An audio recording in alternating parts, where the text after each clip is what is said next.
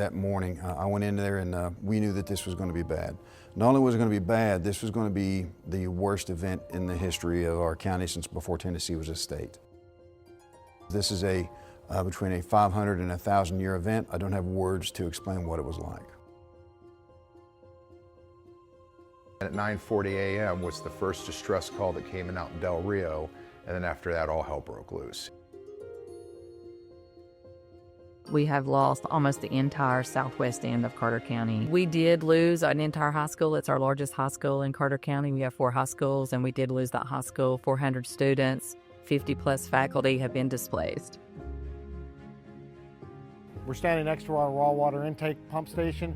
It was down for approximately 12 days, so we weren't able to make water. So we were on a water conservation program as well as a boil water restriction. The HEAL program for Greene County at least was a game changer. It's transformational, really, because the first thing that you realize as an executive for the county, particularly in a disaster of this proportion, is that our budget is not going to be able to cash flow, for instance, some of the things that need to be done in each one of those phases that I previously mentioned. This HEAL program is not just about debris removal. By freeing up that capital, those funds that we would have been spending on debris removal right now, we now can allocate those to other areas of recovery to help our citizens and our businesses and our farmers. That cannot be understated.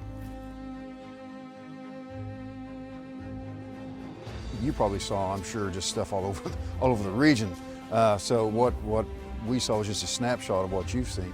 You had trees that looked like toothpicks just crammed under the tree, from the water line all the way up to the bridge itself. You know, we're in this together, so it's Cocke County here, but it's Tennessee too. That's it.